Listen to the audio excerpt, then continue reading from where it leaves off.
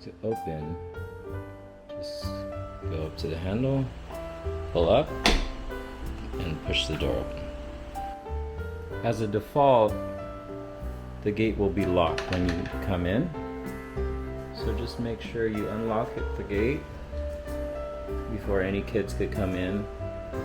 Just twist the key. You could keep the key in if you want. Open. To close, just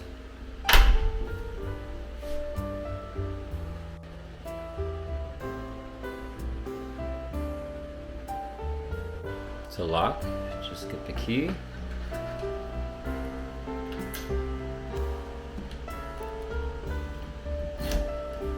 Twist, and it should show red.